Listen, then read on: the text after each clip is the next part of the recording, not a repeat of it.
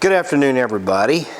Hopefully the wind noise isn't too bad. It's pretty windy up here in Central Texas today, so I'm in the shop. Hopefully cut some of that down. So yes, I actually mounted a toolbox upside down, and it was on purpose. I'm going to do a full rig tour here pretty soon in the next week or so.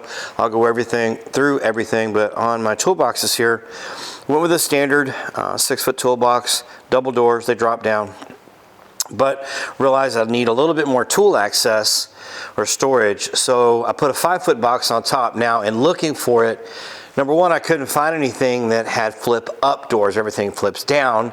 I'm not the tallest guy in the world, so that was going to be problematic. I did find a set of Buyers, which is this brand right here is Buyer, and they do have one that flips up, but it's a diamond plate, and everything else on here box wise is smooth, and I really didn't want diamond plate up top. So what I decided to do was find something that was smooth. I finally found one.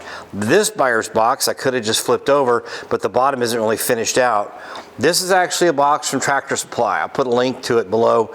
Actually, all their boxes, 4-foot, 5-foot, 6-foot, all have the same type of finish. You can use it, and the beauty of it is it's a solid box, top and bottom, so it didn't really matter the way it sits, top and bottom, the way the lip is. None of it really matters. The only thing I had to do was the latches themselves are on the bottom side versus the top, which makes it easier to get to. And then of course the door has a cable in it, since this is technically a drop down door, but when you flip it up from the upside down, you just push it up and it'll hold in place if you use something, or rather if you put something to hold it, it'll work just fine.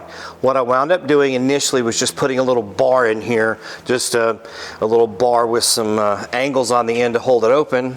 And what I wound up doing was going through gasstruts.com and putting in a gas strut on here to hold it up. So when I open the door, I've got a gas strut to hold it in place for me. So great company to use. I'm not sponsored by anybody. I'm talking about, I used them on another project for a horse trailer that a customer had converted to a little mobile bar. And when you go order their struts, have all your dimensions ready, but you plug in all your dimensions, the weight of the door and everything else, and they will calculate it and send you the strut you need. It gives you all the dimensions. It'll tell you exactly where to mount everything. I had to fab up on the last project. Sorry, I'm trying to get around some parts here in the shop. But this one mounted pretty easily right there. Connects up to the top part. This is a recessed door. Rather, the hinge point is in front of the actual base. So I had to put a piece of square tubing in there to kind of bring it down to the level of the hinge. Did a little bit of modification, but it works fine.